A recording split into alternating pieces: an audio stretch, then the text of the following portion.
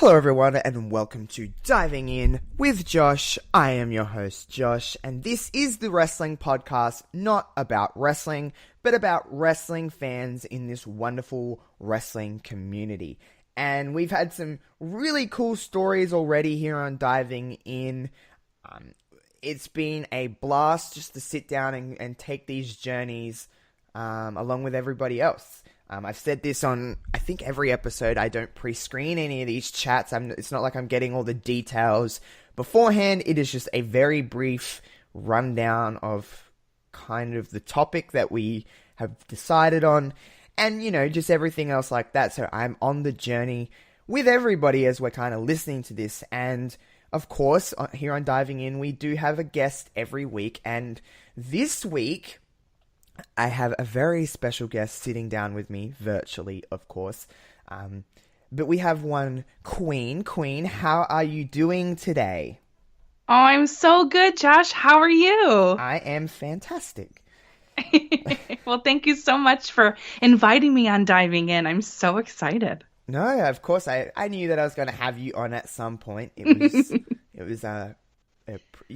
I have a list of people that I have, and you're pretty close to the top, so don't worry, Queen. You are on my list. It was just deciding a topic. It's what I do. For anyone that doesn't know, I approach these people approach me, or whatever. And one of the questions, I have a topic in my head that maybe we should do, or I ask, hey, what's something that you would like to talk about? And firstly, before we dive in on any of that topic we have decided on, for anyone that doesn't know in the wrestling community, Queen, who are you? And tell us a little bit about your wonderful show. Well, for anyone who doesn't know me, hi, I'm Queen, the Queen of NE on Twitter, and I am on Queen's Court. It's my show on Brainbuster Radio every single Wednesday. It's a super fun, collaborative, interactive show where I take topics, discussion points, maybe some matches in the future is my plan, and I bring on some really cool people to chat with me about whatever, and then I take some listener interactions and I answer some of their questions and talk about what they want to speak on that particular week. So I do that, and then I'm also on DYWTSB, which is an all WWE oriented podcast. We break down everything there with Pops and Mort. So that's a little bit about Queenie. Yeah, that's the wrestling portion of this wrestling podcast that isn't about wrestling. Right. That is our little wrestling snippet. At this point, people know who Queen is. We've had a wonderful, what an incredible time we've had already in such a short time on Brainbuster. It's been absolutely wonderful. So shout out to everyone on Brainbuster and absolutely just the very family-like atmosphere it is for us involved. It really is. We are like it's like a little second family for us all. We're all very involved in each other's lives, which is so bizarre considering we are all on weird parts of the world. We are, but you're right. It's a total family feel. And it's amazing. 5 weeks in now, here we are. Holy crap. It's crazy. It is really, really, really just like mind-blowing. And now this show isn't on Brainbuster Radio, but of course I talk about Brainbuster. They are my loves in the wrestling podcast weird community that we are in. But Queen, today we're not going to talk about wrestling. There's really not with you. What I kind of find intriguing about Queen is that you've got a little bit of mystery, and I like that. I do, because I know you from the wrestling side of things. So today is a journey for me as along for everybody else. But Queen, could you just give us a little, I'll let you take the reins, of course, but give us a little kind of snippet of what this topic is going to be about. Sure. Well, I'm a theater person. I do theater as a hobby. It's not my profession, though I kind of wish it was, but that's okay. I do it on the side, and I've been doing theater since I was about 5 years old. So I wanted to discuss a little bit about the world of theater, musical theater, and what we call straight shows, straight plays, and my experiences with that, starting as a young child all the way through now as a 32-year-old woman, and how much has changed for me personally, and how much theater has touched my life and the life of others that I've worked with, and a couple little probably surprises that, people won't really expect. So I'm excited to share this with you. Yeah, this sounds cool because little you probably didn't know, I actually have a few theatre stories myself, but we won't get into that just yet. But I'm excited. When you said the word theatre or plays or whatever land you're in, whatever you call it, drama at school or whatever it is, that just my kind of inside my little light bulb inside my brain went ding, and I was like, oh, I could really have a nice conversation with you about this. But let's dive into some. Where did a young queen, a little baby queen, where did this love start? Was this something that your parents were like, you're doing this, or was this something that you were just, you can't really remember a time where you weren't kind of liking the theater world?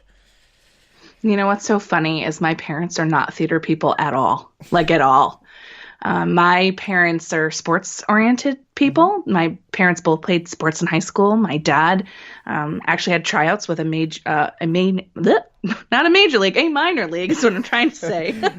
A minor league baseball team that is a promotion under the major league that most people would know as in the New York area as the New York Yankees. Even I know that. Even you know that, yes.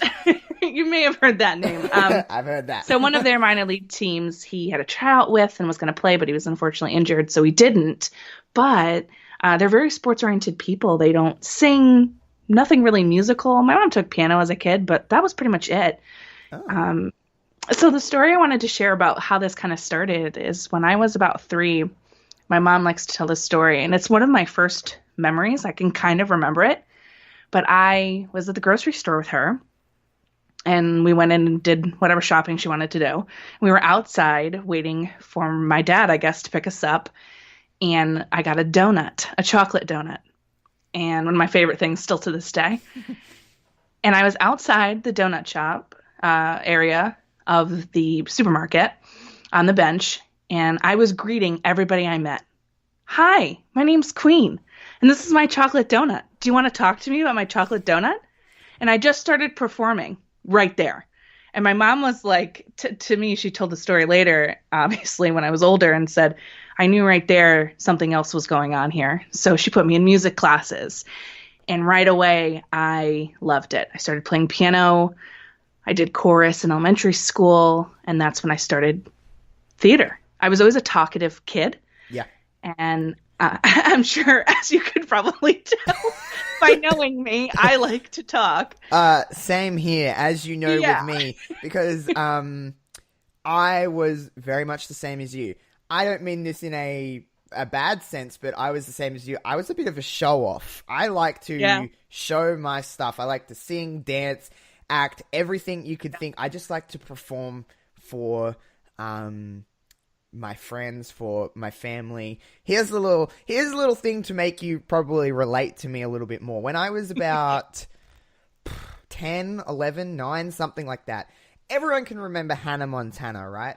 Everyone at that age, I was just Hannah Montana. Hell yeah, let's watch a lot of Hannah Montana. So me and my younger sister decided to put on a Hannah Montana concert in our backyard for all of my family and friends to come and watch. But here's the thing that I think you'll like about me most, Queen, is that this show was not free. Those people had to pay to come watch me. That's my boy. I made them. Like it was a Friday. I remember it. It was a Friday night, and you had to pay $3 admission, but you had to come. There was I forced you to pay that money into a little hat, and you come and watch me for an hour and a half, and we performed all of Hannah Montana's hits. I am so proud of you right now. So not only did I make them watch, I made them pay to watch me. So That's I right. A could little just, entrepreneur. yeah, I had that business sense before you can even think about business sense. But yeah, so I do understand what you mean by being that you just wanted. I liked as a kid, even now to this day, I like attention. I like Yes. and not in a bad way, not like being like all eyes on me, but just more so in a performance way. Sure. Yeah, I can But totally understand that. but anyway, without me rudely interrupting, go on with your story. That's okay. It's interesting. At the time, I was an only child, and I was an only child until I was almost 11, and Oh then my brother wow, was born. Yeah, so that's a gap. I, yeah, that's a big gap, huh? Yeah, like me and Yeah. my older brother he's 7 years older than me, and he's the oldest, and Mhm. that is a big gap. 7 years is a Sure. big gap. Me and my sister are 4 years apart, and that's still considered a It's a healthy decent gap. Yeah, Yeah. that's. But then I have a younger brother who is Mhm. 14 years younger than I am and Oh, 21 yeah. years younger than my older brother. So 11 years Yes. doesn't sound so bad. It doesn't sound so bad, but you get what I'm gonna say probably next. I definitely understand. Yeah, so for me, a lot of my childhood was in my imagination. I had friends, of course, and I had a ton of cousins. I'm part Italian, Okay. and there we just have a large family. My No other need half to is Scots explain. Irish. No need to explain. Both sides, Scots Irish and Sicilian. I mean, it doesn't get bigger than that. Oh So, man, are you the cast of Jersey Shore? Oh my god. basically. No, actually, I'm not. No, no. But yeah, so I had a big family, but I didn't have anybody else at home, right? Other than my parents. And I got to really explore my imagination and create characters out of my Barbie dolls and Yeah. stuff like that when I was little. And that sort of fostered this whole world for me. It brought me into books. I love to read. I loved the escapism of it all. I could be someone else in another world while I'm reading this book or while I'm watching this movie. And my grandparents were a huge supporter of my theater. My grandma used to have me watch Judy Garland films and Gene Kelly films, and my grandpa would have me watch John Wayne films. Oh, 'Cause very different. yeah, very different, but the old school classics, right? And I saw that and the costumes and the fun makeup and the songs and the dancing, and I was hooked right away. And I was like, I got to do this. And then it didn't really stop after that. I started in, little school plays, which is kind of normal. Everyone's in those as an elementary school kid. But Yeah. once it got to about fifth grade, we had separate plays than just the ones that would be, at a school assembly for your parents to come to. And that's when it really kicked off for me. And like I said, I was still an only child, and I played sports. I played a sport every single season. I swam, I did soccer, I did softball. I did all of that, and basketball too. And I Damn. didn't really like some of it, to be honest So with you were you. the sporty kid and the theater kid. That's usually not something Yeah. that the cliche is to be one or the other. Right. And what was so funny about this whole thing is that was me my entire life. Like, I focused really on volleyball when I was in late middle school, so like 7th to 8th grade, into all of my years in high school. I played year round. I was in the Junior Olympics for volleyball. I was also the yearbook editor. I was the student director for the theater company at my school. So I Did you did sleep sports and when you theater. were at school? I did Just- sleep. I did. I did. It But just I sounds was like a you were busy just so kid. busy. I was a busy kid, but I wanted to be busy. I had different parts of me, and I still feel this a little bit to this day. I have this sports oriented side of me where I love sports. But then there's this other side that's like, nah, the theater and the music, so it's kind of like this weird duality. I had my nerdy friends, right?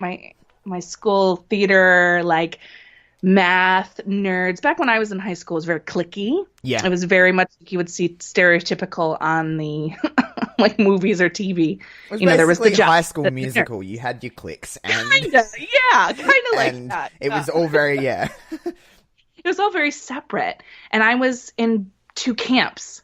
So I was in, with what we would call the nerds and the smart kids and the theater people and the mechanical engineering type people, robotics club, that sort of vibe Yep. were my friends my whole life. And then I had this other side of me with volleyball, and my cousin was the football captain, and like I had this whole other world. It was so weird, That is but so so cool at the weird. same time. Yeah, because you're in two different worlds almost. And it's Yeah, so weird that you say, knowing you now, it's so weird that you love sport and theater because it's basically wrestling when you think about right? it.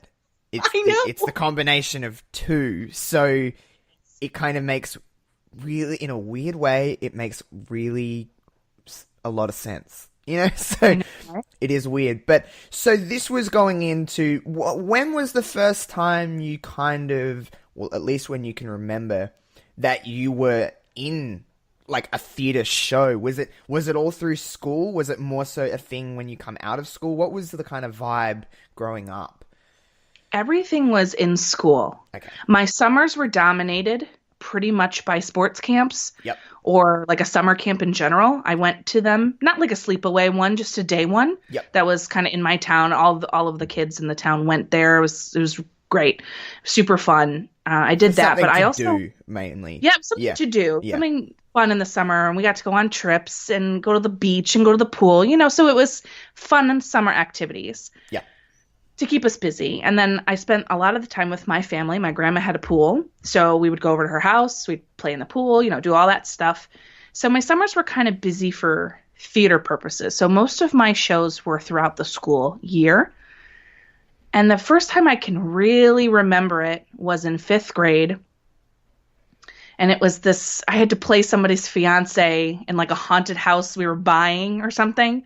I can't remember the name of the show now, of course, I was like 10, but I can remember it vividly. My name was Veronica, and I had to buy this like very, the movie Clueless? Yes.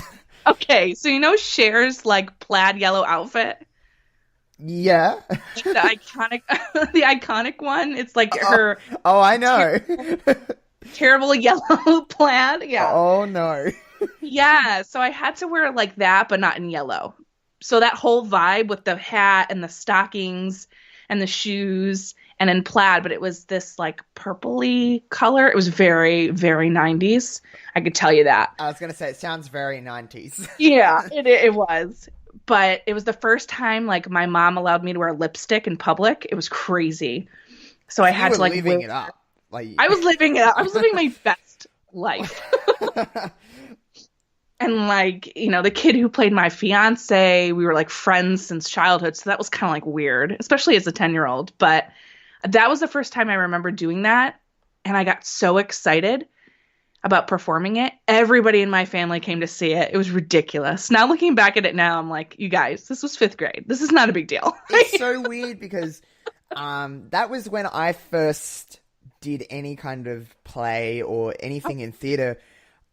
You're gonna laugh at this because so I was cast, I guess you could say, at school as one of the main characters. We wrote an original play. Well, the school did, I guess, because we were like what 10 or 11. Yeah. And I was the villain. My name was Oh. Rodney the Rooster. I was a rooster, and I basically just completely just. Excuse my French, I just completely fucked everyone's day up. Like, I was just there to just be a pain in the ass.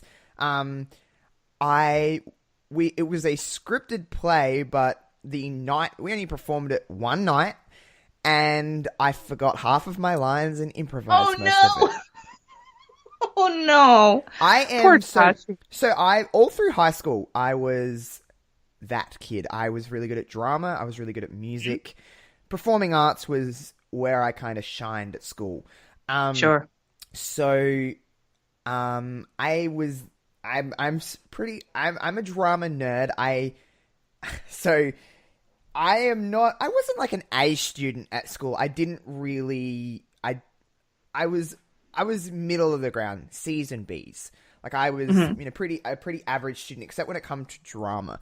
I was just fantastic. I got one module wrong for a written component of drama, which dropped me down from 100% correct to 99%. And I was top of the class still, but I got one component wrong, which didn't get me a perfect grade. Rats. Like grade 11 or something in high school. But anyway, I always, as soon as I went to high school and you could select subjects and stuff that you could select your choices, drama and music was always my thing. So that was always at the top of my list of what I wanted to do at school. It was always something that as a kid, acting and performing was always what I wanted to aspire to do. I think as you just get older, some things you grow out of. And Sure. I guess that was one of the things I grew out of. But yeah, all through school, I'm not so great at scripts. I'm better at improvisation. I'm very good at just thinking something up off the top of my brain. I'm very good at I guess that's what I've kind of taken approach when I do podcasting and this show in particular is I don't really have too much of a plan. It is like improvisation. Right. It is creating something out of nothing. It's just improvising to me is you're reacting to whatever it's very situation based. It's like you're reacting to whatever's going on, and it is being very on top of your words and very ready to. You're very prepared, but also not prepared. If you know what I mean. You've probably, I don't know if you've experienced that with your side of theater or not, but I was always very good at that. I was very good at comedy in theater and musical comedy and that side of theater. I was just. No, I don't want to sound like pompous and I'm tooting my own horn, but I was just it's okay. really, really good at that side of performing. I do think even now, I genuinely can make someone laugh, which is a good thing. I'm sure. But, you can. And that was me in kind of high school and my kind of, I guess, my experiences with theater and stuff like that, because, it gets a little bit more serious when you move into the senior years of school, so it does get a little bit more, the pressure is on. But I did everything in theater. I wanted to learn every aspect of it because I was completely committed to taking this outside of school. So I learned every aspect of theater, from performing to sound to lights to set design to everything. So I was very well adept in the word of theater. But going into your later years of school, was this something in your brain that you were like, I could probably do this outside of school as maybe a career, or were you more on the sports side of things? Where were you heading when you were kind of leaning towards going out of school? Theater for me was always going to be something that was going to be in my life. I knew that from probably my freshman year of high school. I was 14. I was in my first high school play. I had a minor role, and I just felt it. Yeah. And I said, this is what I want to do. As my career, no, I don't think so. Okay. I kind of knew what I wanted to do in my personal, professional life. Yep. And theater for me, partially for two reasons, was not a career option. One, my parents wanted me to get a different type of education. They were very clear that if they were going to help me and assist me with school, that was not to be my major. Okay. And they didn't think and saw a lot of struggle, I think, with those who are in the artistic profession. And they didn't want me to do that. They didn't want me to have to struggle my way for something. Yeah. They wanted me to have a solid, in their view, career to fall back on. And they wanted me to have that option. But they were very supportive if I wanted to pursue it on the side, that would be what I would do.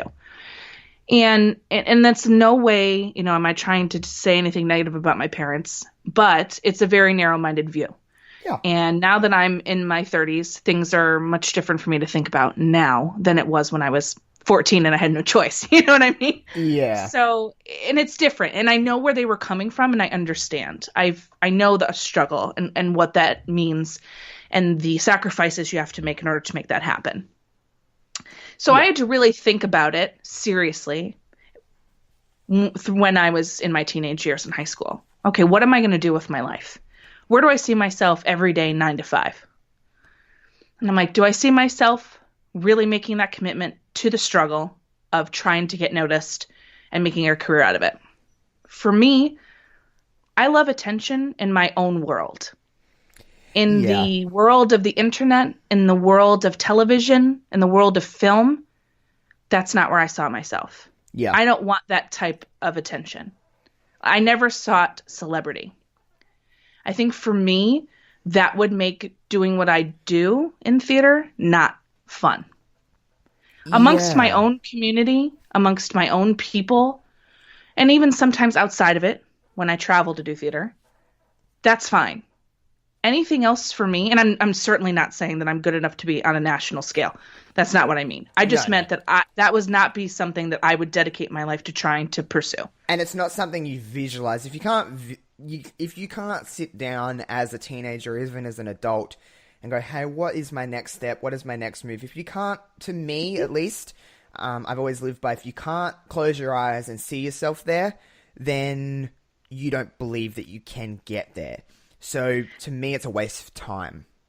Yeah, and I wouldn't say that I couldn't visualize myself doing it, because I can.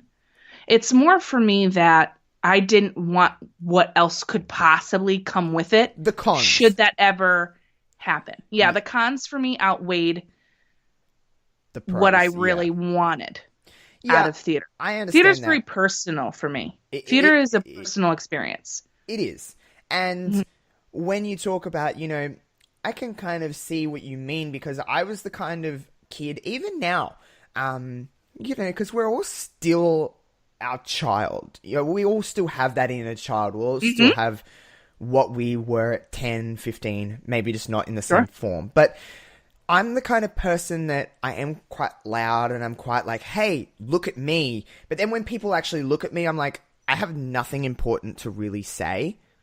Do what you want. I just wanted you to be like, hey, I'm over here, but I've got nothing. I've got nothing past that. It's like, oh, sorry, I didn't mean to gain your attention. You know what I mean? Like, I wanted the attention, but I didn't want the actual, I just wanted the initial reaction of the attention. I didn't actually want the attention, if you understand what I mean. I do understand what you mean. Yeah. And for me, like, I knew a lot of people living so close to New York as I do. I knew a lot of people who were older than me that had older siblings. I'd seen what they were trying to do. It's a difficult business, and it's not something that I couldn't dedicate myself to. I'm a very dedicated person. It's just, I feel like there's a lot of things that come along with that. And like, one of my friends, for example, was in Hamilton when it opened. Yep. Nobody knows that, but they were. They were one of the performers, and I'm not going to say who they are. Yeah. But that kind of shit, to me, scares the life out of me. Yeah. I don't want my face anywhere, because I just don't want that type of recognition and attention. It's just, that's not for me. I want to do it in my own way. I'm a very much like carve my own path, do it my own way type of girl. And I always have been. So for me, like, she's off doing all this stuff that she's doing. I'm looking at her and I'm like, girl, you do you, boo-boo. I'm so glad for you, and things are great. And she's off doing all sorts of other things now, and it's wonderful. I mean, she was nothing major, but it was enough, like, when you're in something like that, your face is everywhere, know? And it's just not something I really wanted for myself. But I knew, though, that it's something I needed in my life. So I chose my career path. I knew firmly what I wanted to do with the rest of my life when I was 16 years old. And I made that commitment. And then I applied to the college I wanted to apply to. Meanwhile, I was doing 3 shows a year, playing volleyball year round. Holy crap. Doing high school in all the classes I was in. And like yearbook, student council, all this crazy stuff. I was a crazy kid. And then I went to college. And I double majored and I minored. And my minor was in theater. Hell. That was my compromise to my dad. I said to my dad, I know you don't want me to do this, and you're financially helping me go to this amazing school that I went to, like utterly amazing. I never thought I would have this opportunity, but luckily I got the financial aid. I got scholarships, and my parents helped me, and then I took loans out for the rest. Yeah. But they gave me this opportunity that I knew I didn't want to waste. And so I said, okay, I know the deal, but I'm going to convince you to let me minor in theater. And by that time, he had seen me in so many shows. Like when I was a junior, we did Grease. And I was in one show, I was Marty with the little glasses. And then the other show, I was Rizzo. My dad had never heard me sing like on stage before in solos until that show. Wow. And he was in the audience, obviously. And afterwards, he saw me. And my mom and him were looking back and forth at each other. And the first thing they said were like, did you know that she could sing like that? And my dad goes, no, did you know that she could sing like that? They'd heard me sing around the house, of course, but not in that capacity. Not in that setting. You're solo, by yourself, right? In front of 300, 400 people. That's crazy for them. Like, that's what they said to me. They couldn't believe it, you know? And he kind of had seen, and he came to every single show, my dad, every single one, even though he wasn't a theater person. And guess who's a theater person now? My dad.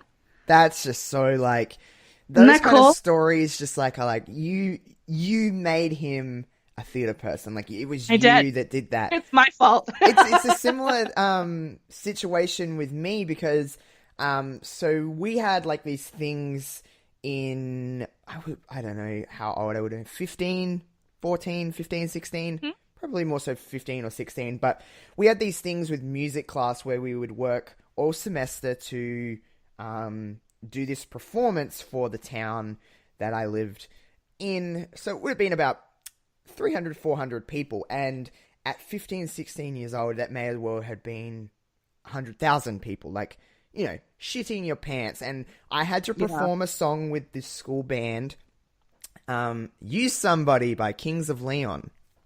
Great song. Yes. Great song. And I was the main vocalist for that song. And at 15 or 16, I had somewhat pipes. I could sing. I can still hold a note now, but I just don't. But I had to sing, and my grandpa and my cousin were in the audience, and it was the first. They like you. They had heard me sing around the house, but nothing like crazy. And I'll never forget this day. My grandpa, who isn't really. My grandpa is not very affectionate. He doesn't really, doesn't really say "I love you." He's that kind of just straight shooter man that just, there's not a lot of affection, I guess. He loved me dearly, and he still does, but he just didn't really show it. Yeah, it's a different generation. First ever time in my life that I can actually recall, my grandpa, when he, I walked out and he was picking me up from outside of the place, he gave me a hug that day. So I was like, oh, bless. I was like, I did something right. But yeah, I can see what you mean. Performing in that kind of sense, especially, I think this is just pretty much across the board, but especially singing, it's so nerve-wracking. Oh my God. It is. It's hard. It is not an easy thing. No, it's not. And it's so, compared to any other instrument that, guitar, drums, or whatever, singing is so subjective. It's like wrestling. It is like wrestling in the terms of... No, it is. People are the... there's no really right way of singing because there's so many different voices, and you're like, oh, that's good. That's more my... But, with a drum kit, with a guitar, like, yes, you can play it well, but it's still going to sound like a guitar. Sure. So, I see what you mean. Singing is...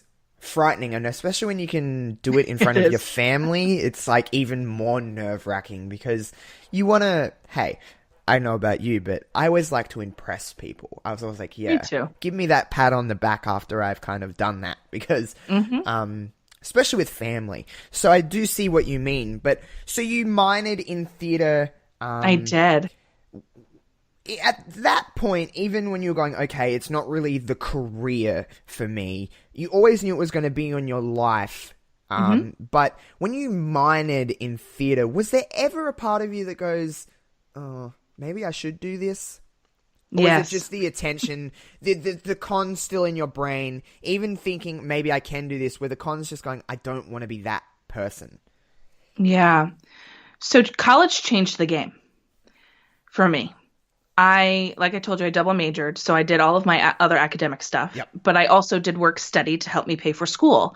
So I worked in the art and theater departments all 4 years of college, in addition to everything else that I had to do. And it was a wonderful experience. So I worked with some of my theater professors. It was a small school, so I saw them every day.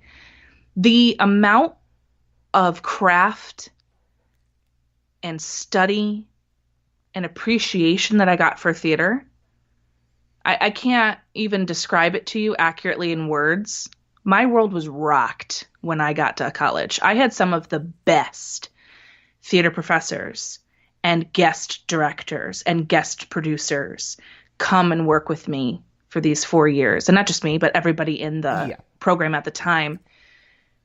And there was a point where there was things that I was doing performance-wise a few times where I thought, damn, like I really should do this. You have something. You sensed it within yourself. I did, and I didn't realize it until afterwards, you know? So I'd done so many different shows. And the shows that I actually did in college were not musicals. Oh. Everything in college was either Shakespeare or a straight play of some kind. And some were classics and some were modern. Wow. And there's several different things that I could share with you about different experiences. But to answer your question, there's a thing in America called the Kennedy Center for Performing Arts. Yep.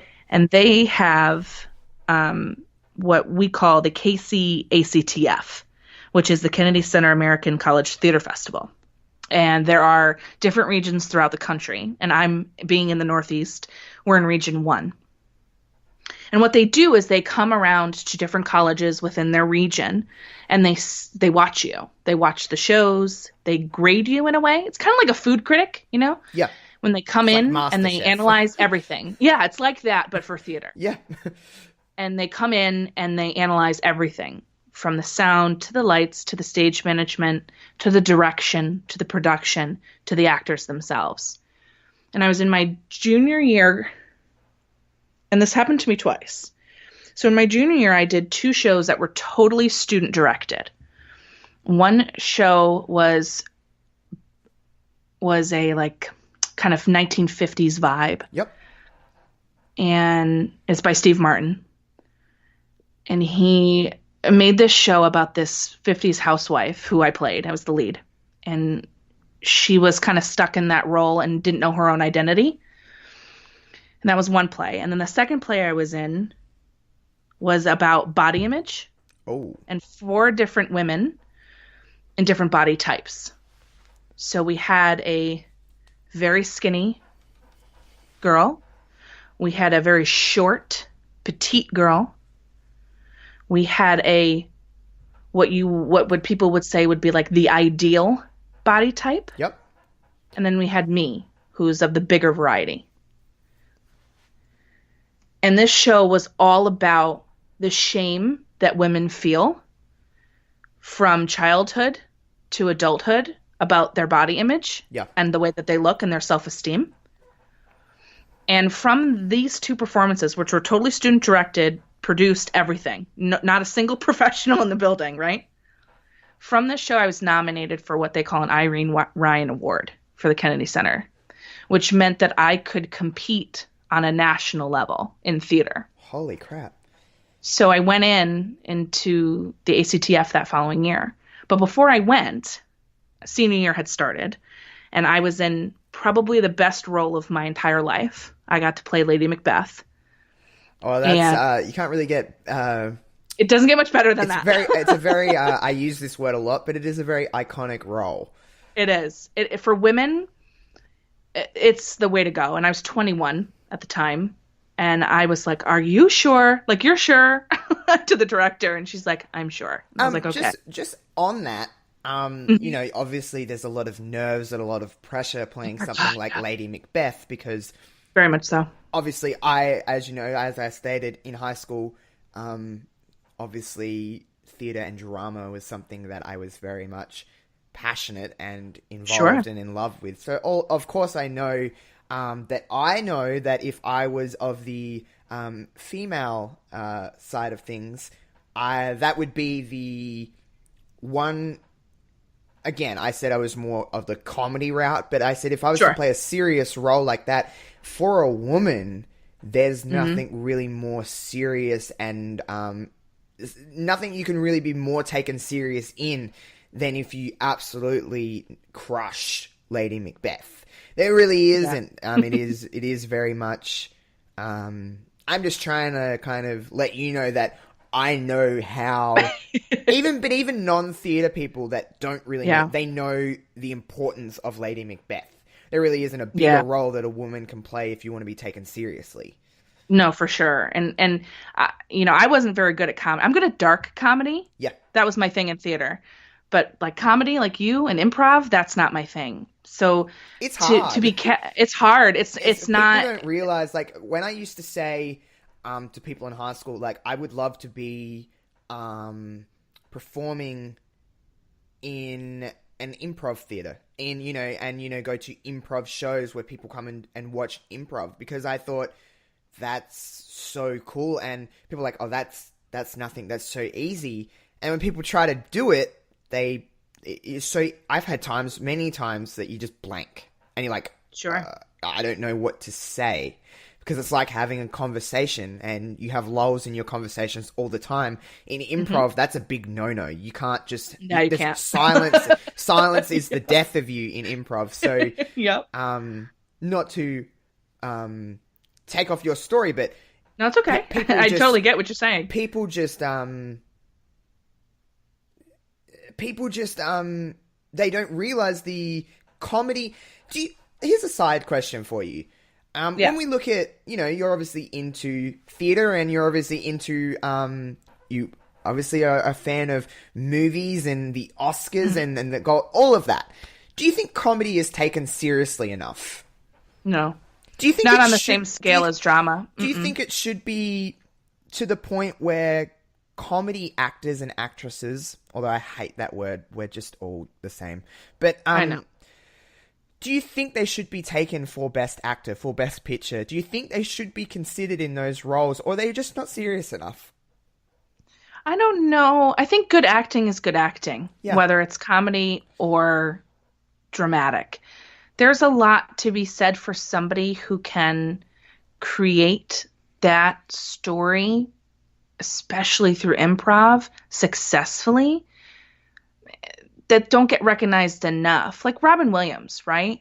He was such a genius in terms of improv comedy. If you've ever seen any of his stand-up, you'd know exactly what I'm talking about. Yeah. But he only really got recognized for his more serious roles. And that's a comment really more on the whole industry as a whole, which is a totally different topic. Maybe we should dive into that another time. Yeah, definitely. But, you know what I mean? There's a lot there to unpack. But yeah, I mean, in some instances I do. I think it depends on the comedy for me. Like a Dumb and Dumber type movie, I don't really know that that's an award-winning film, but it's definitely a classic.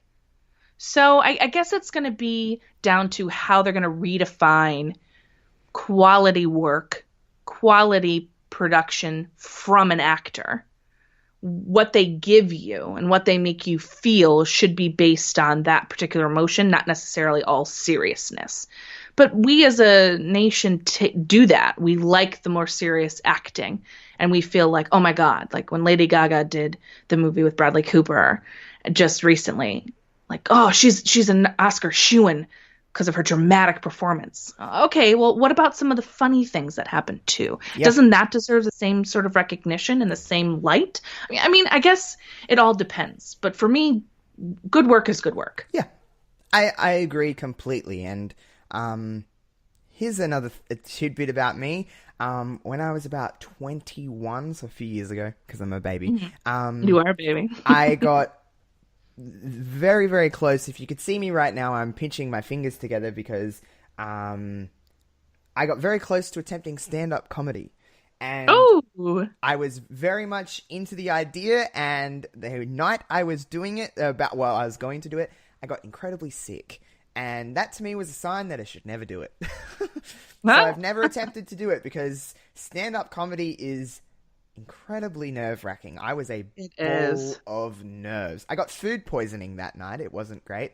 It was about an hour before I was meant to go on, and I was like, I'm sick, and it was not fun. But again, another thing that's not really taken seriously is stuff like any comedy role isn't really taken seriously. But anyway, we digress. You were going into Lady Macbeth, going into playing that role. Obviously, we talked about the pressure and the nerves that must going in it. How did you think you did? What was the reception of it anyway? So this was, for me, the second moment that I felt like, okay, maybe there's something happening here. The first was when I got nominated. And now when I stepped into Lady M, for anybody who doesn't believe the myth or the story behind Macbeth, and I could say it now because we're not in a theater, but if we were, I wouldn't say it out loud. I call it the Scottish play. And for anybody who doesn't believe in that curse, let me tell you, as someone who lived it and who performed in it, that thing is real. It is real. It was a dark cloud. I have never experienced anything like that in my entire theater life.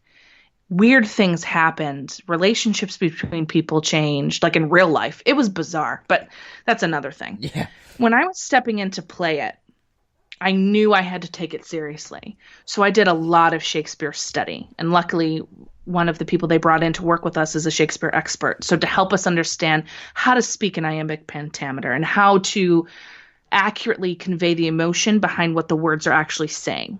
This is not a language we really speak anymore. This version of English is not what we talk in every day. It's a whole nother language. It's a whole nother thing. And having to understand that from an actor's point of view, you have to really know what you're saying. Because as actors, we have to know the intention behind every single syllable. This is what I always tell people. You can say okay in a few different ways. I could say to you, okay. Or I could say to you, okay. Or, okay. The way that you say something and your intention behind that changes the whole meaning of the word okay. Yeah. If I shorten the word, if I put a before it, it gives you an indication of the emotion that I'm feeling. And that's what we have to do as actors. So to break down Shakespearean's beautiful lines and this language, it's a task in and of itself. So we spent a lot of time with the script. It's the opposite, because you cannot improv that at all. It has to be not at all. By the book. Spot on. It has to be. And the experts of Shakespeare and theatre know when you've made a mistake. The slightest little tone change, and it's like, uh-oh. Yep. And they will correct you and they will help you and work with you. So thankfully we had that. But for me, this was a dream role. This was the role that I really wanted to play. So when I got it, I dove in head first. And we committed to it. The guy who played Macbeth and I, we went on dates together. We were both single at the time, so it wasn't like faux pas. But we went on dates together like a married couple would do. We totally went method. And we tried to explore the relationship between each other, because the relationship between him and her in the show is so deep. This is a woman who can convince him to commit murder. Wow. By not even doing very much. So his mental state, her mental state, their ambition, you have to have that connection in order for it to be believable. So we did that kind of stuff, and we went out and we talked in our script. We would have conversations doing act 1, scene 5, right? Or doing whatever we're going to do. And that was something I knew that I really needed to get done and get done right. And we did a modern version. We did not do a version that would be set in, Tudor England style clothing. We did a modern version where Macbeth was trying to take over CEO of the company by killing the king. The king was really the CEO. And we were all in modern clothes, and, it was crazy. The moment I knew that I felt like I'd done something right was when the lights came down after our final dress rehearsal, and my 2 best friends were in the back sobbing because I just committed suicide in the show. Spoiler alert, if you haven't read Shakespeare by now, it was in the 1500s. That's Endgame. Uh-oh. Endgame. And I saw their face, and they said to me later, I didn't even recognize you. I had no idea what happened. And I was like, really? And they're like, yeah, we had no idea. And then when I opened not the opening night, but the second or third performance, another person from the ACTF came in and they watched the show. They call it adjudicating. And they pulled us in afterwards to give us their notes. And he said out loud, "Are you going to this Kennedy Center yet?" I said, "Yeah, I'm actually nominated. I'm going." It was in like 2 months. Yeah. And he goes, "Oh, you're going already? Because I was nominating you right now," before I even said a word of my notes. And I looked at him and I was like, "Are you serious?" And I don't mean this to sound cocky. I'm not telling a story for that, but it was the moment where somebody who did not know me, out of nowhere, and he just had to put his book down and tell me that before he even said anything about the show. That's when I knew I was like, okay, maybe I really am okay at this. Maybe I'm right, And it was that moment where I was like, dude, I better never stop. Like, never stop. And I haven't. 12 years later, I have not stopped. That's a good thing, because even if I don't think people realize, like, I think you hear so many stories of like, oh, I attempted this and it turns out it wasn't for me. Like, I had some talent in it, but whatever it is, and people just stop doing it. There is still a life outside of a career. Things can still be a hobby. So, I think it's just important to kind of, touch on that the fact that, okay, you had other aspirations and you didn't want this lifestyle. However, you still enjoyed very much the theatre aspect and performing. Absolutely. The performance side of things. So when did you kind of go, okay, this might not be my career? And from that, when did you go, I definitely want this as a hobby? Yeah. Once I competed and I got through to the finals at that competition. Yeah. And that for the competition, just for context, you have to prepare 2 scenes, 1 classical, 1 modern, and 1 monologue. So I had to pick scene partners to come with me to compete. So I did 1 modern performance, which got me into the semifinals, and then I did a classic to get me to the finals. Hell. Which was crazy. So we did a scene from Rabbit Hole, which is a heartbreaking play about a couple that son gets run over by a car. And it's so emotional. So we did a scene from that. And then we did a scene from Much Ado About Nothing, which is one of my favorite Shakespeare shows. And then my monologue was from a play called Dogface.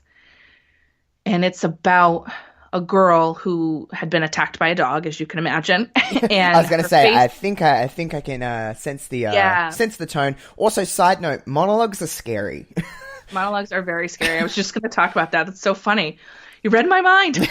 It's like, in a sense, it's like stand-up comedy or improv comedy. It's all on you, and it's literally the spotlight is on you, and you're like, oh shit.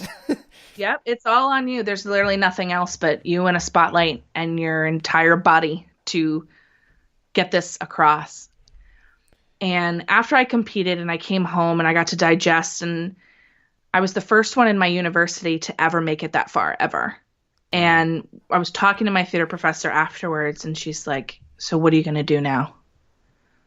And I looked at her and I said, without hesitating, "I'm going to keep doing shows in my community theater when I go home." And she said, "Are you sure?" And I said, "I'm sure." I knew right then. I had the best experience in college. I learned an enormous amount. I was in 15, 16 plays. I got to help my friends do their senior theater thesis. I got to perform my own section of a theater thesis, even though I wasn't a major.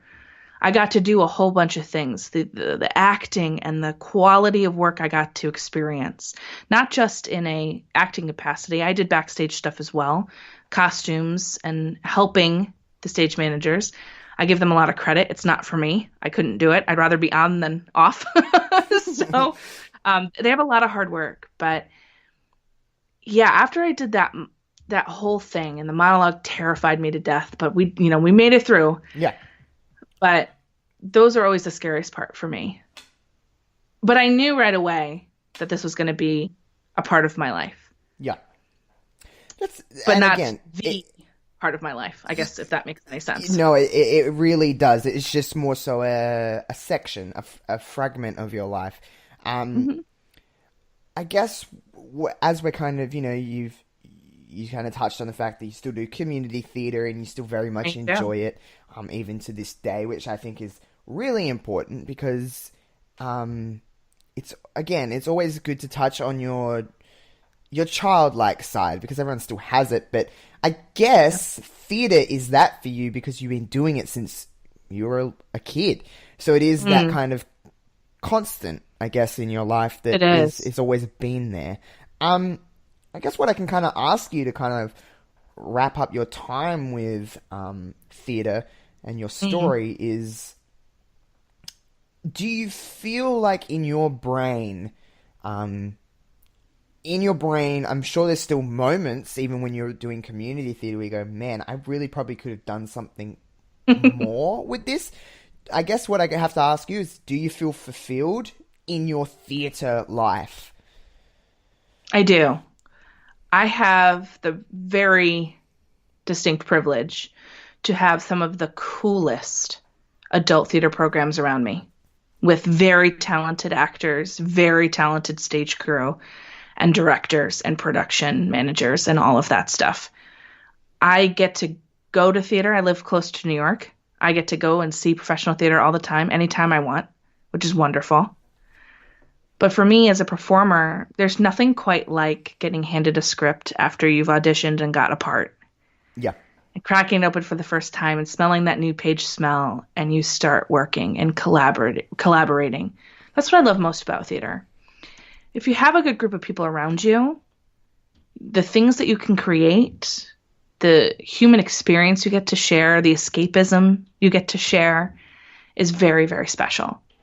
I feel so happy with where I am in theater. I do it for fun.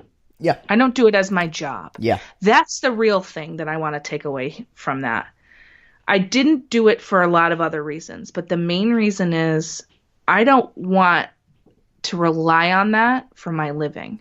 Yeah. I want to put what I do to earn my money to the left.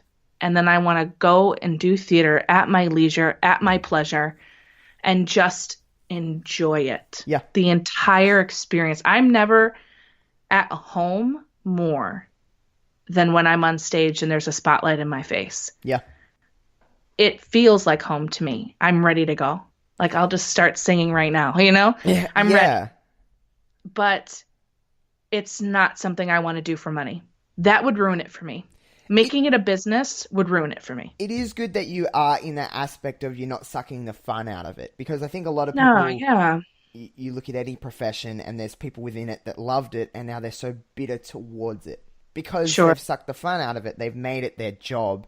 And that's not saying to not do something you love as your job. But no, I do something I love as my job. But exactly that. It doesn't have to.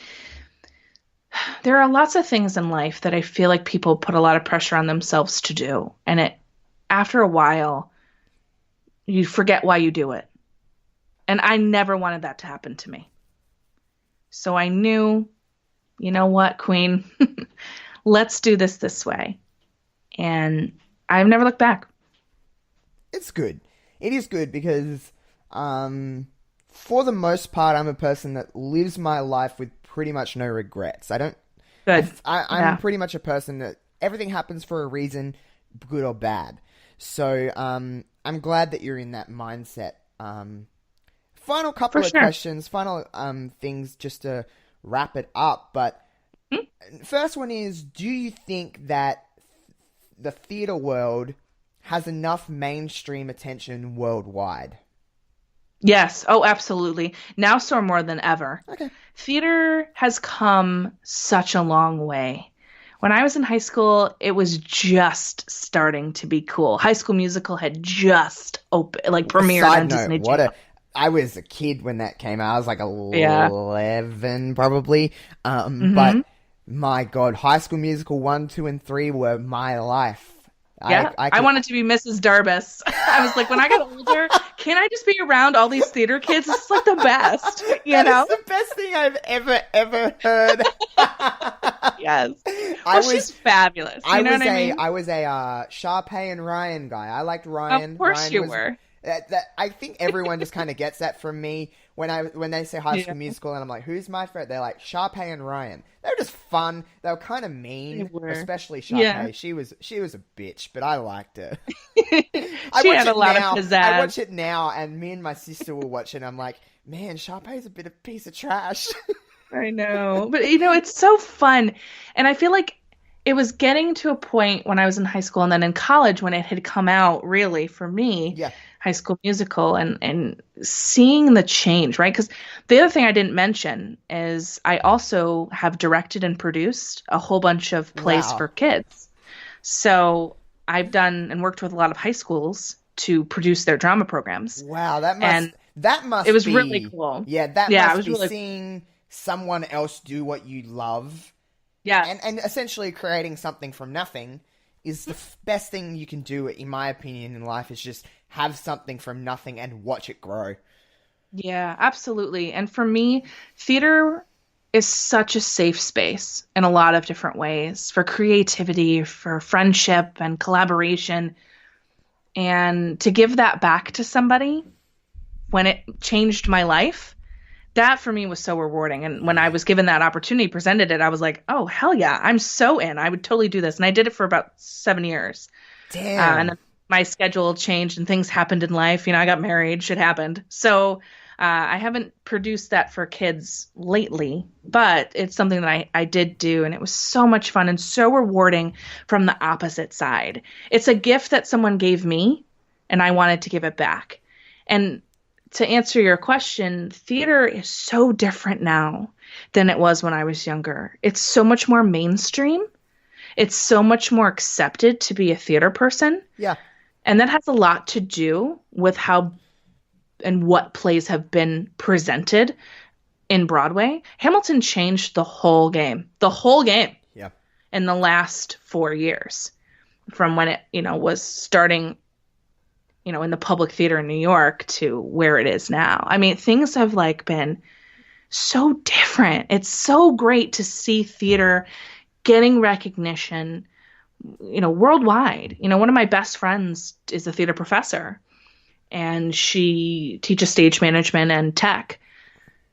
And it's so cool. She was on the original performance of Once. I don't know if you know that musical, but it's the one that's set in the Irish bar. Yeah, I've Yeah. heard of it. I don't believe I've ever seen it, but I have heard of it. Oh, it's wonderful. Yeah. So, she was in Broadway and working with them. She's done stuff with Wicked and Wicked is fantastic. oh, so good. Right? And it's seeing it from her perspective, because she works in the business, even as a professor. She does things on the side that are actual, theater things. Yeah.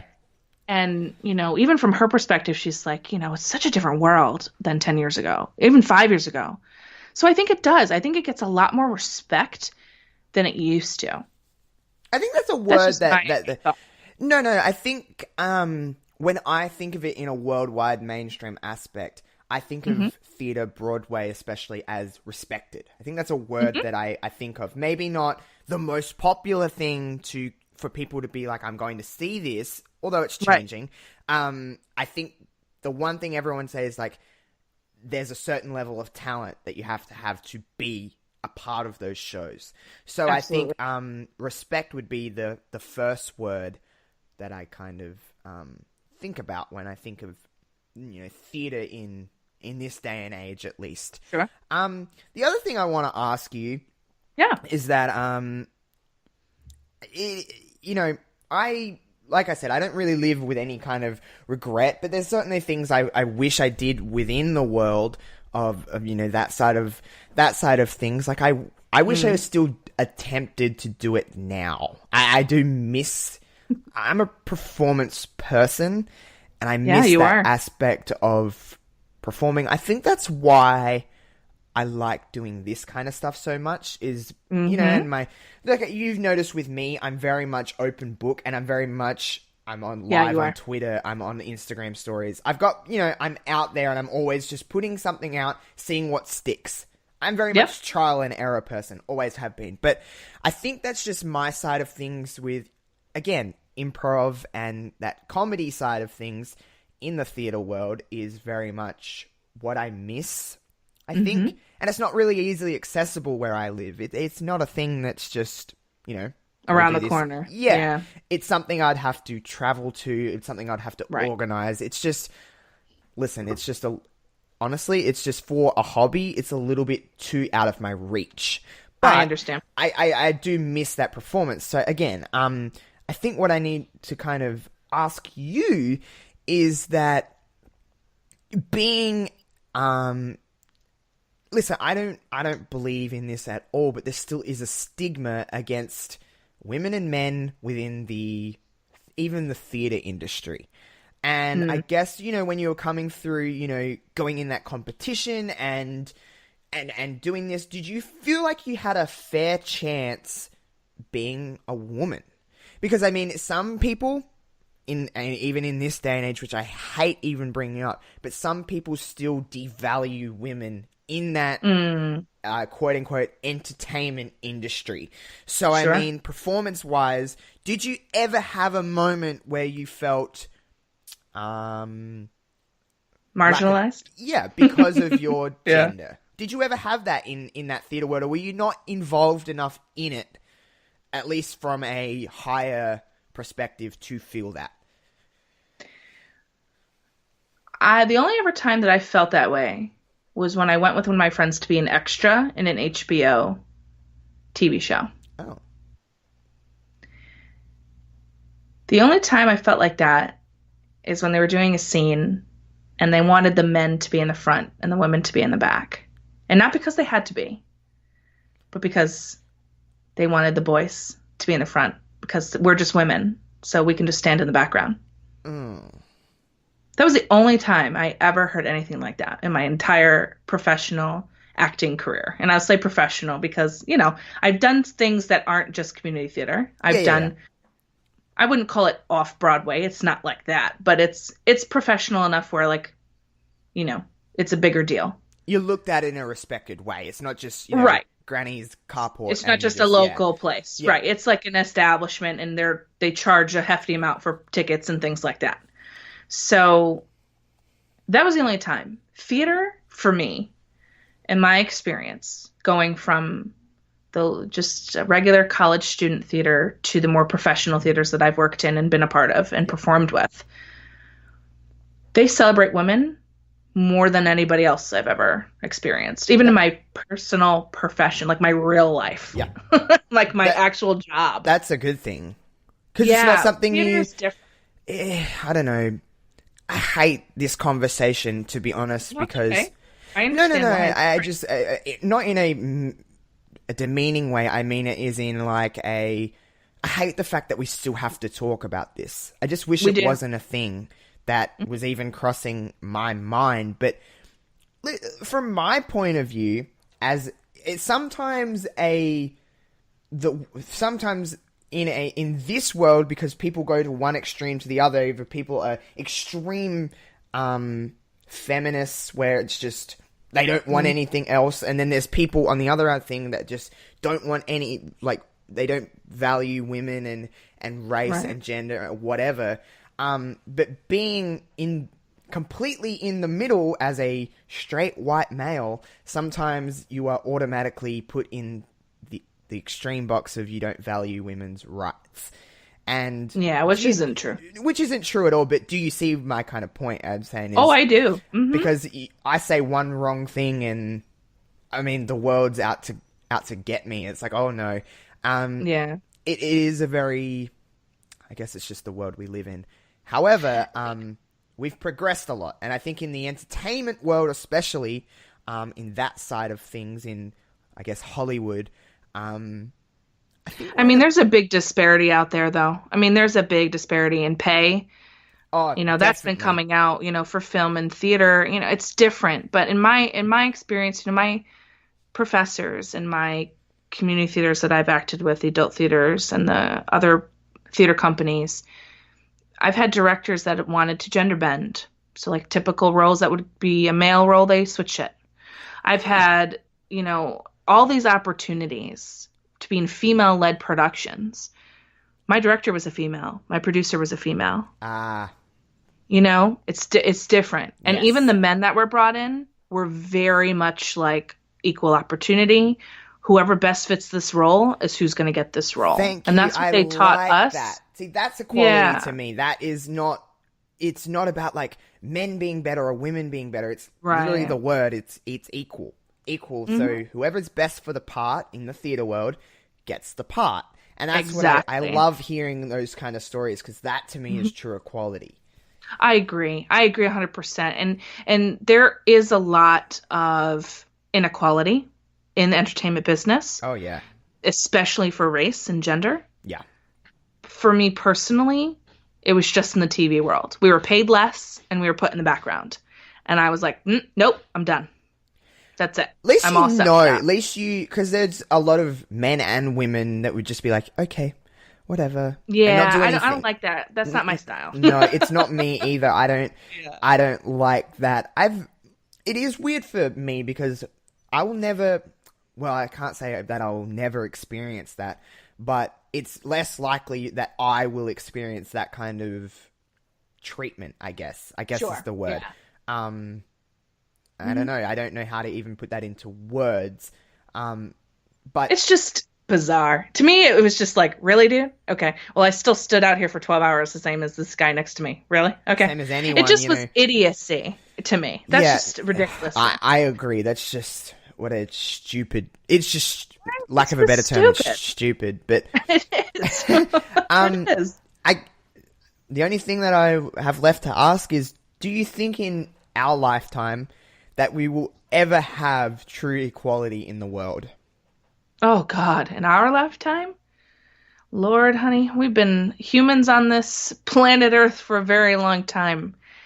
And we've gone through phases, of equality Yeah. and culture and what's accepted and what's not accepted, and what happens throughout history when religion is added to the mix, and how that changes everything and people's perspective and views and what they believe in and their values. It's a very weird time that we live in now. I don't know that by the time I die, which I'm never going to because I'm a vampire, but When Queen alludes to her job, that's what it is. yeah, that's hey, you caught me. No, I just don't ever want to die, but that's a different subject. I don't know. To be honest, I want to be hopeful. Really, I do. But the experiences that I've seen throughout history, I don't know. And I've read about throughout history. If you look at the historical timeline, true equality, true real equality in the whole world, I don't know if that's possible. Me either. Because people are going to always be contrary. Yeah. There's always going to be someone or a group of someones that do not agree that that is the way things should be. So until that ideology changes, I'm not sure that it's possible. Can it be more equal? 1,000,000%. I believe that 100% will happen. Yes. The world We has will progress progressed. more. The It world has progressed. has progressed. And I will It say, needs to progress more. I personally think, even though there still is, like you said, there still is doubters and people and whatever and deterrers, but I think in, talking right now in this year, I do think we're in a better spot than we were in 20 years ago. And the fact that we're talking about things like equal pay and equal rights means that eventually there has to be a change. Yeah, and I think you're right. I just think there's also in the same coin, if you flip that coin over, there's still so much disparity and inequality. I mean, yeah. And it's so hard to say that because, people don't like to admit that they're wrong, especially those that are in authoritative positions. They don't want to admit that things are happening that are going against what they want to happen, Being from a different country, you've never experienced this, but we actually had the opportunity, which I thought was just incredible. In 2010, we had our first female Australian Prime Minister. That's right. And I have never experienced in my lifetime a more form of inequality. Yeah. And I'll explain why. It's just because the comments that woman received and everything was She's doing this because she's a woman. This is why we've never had a woman in That's charge. right. This is why you've obviously probably heard that we've had a female prime minister in Julia Gillard. And she lasted 2 years in office before she was eventually removed. And we haven't had a female candidate. We've side note, all Australians listening, not this sad day, but the next one, you must go out and vote. It is compulsory in this country, so if you don't vote, you get a fine.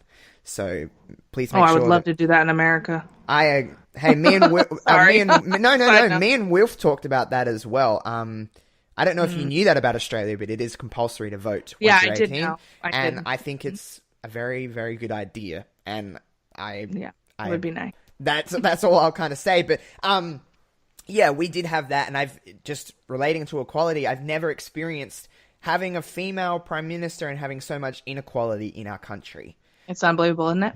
Because having a woman in charge, all it did was bring out all of those terrible people that live even in this country, and saying that it shouldn't be happening. There's always going to be bad people within a bunch, but I don't know how much worldwide news that made. It is weird to talk about that with someone not from here, because everyone just kind of knows. And I was that was 9 years ago now. I was a baby, basically. I was 15 years old. You were. And I'm not really sure at 15 what politics are. I know more about it now. I still don't understand politics. I don't think I ever will. But I don't think politicians understand it either, so no. Yeah, right. But trust me, it's bad everywhere. It's not just, don't worry. But yeah, it is just equality. When I ask about true equality, and the reason I ask is because I'm the same as you.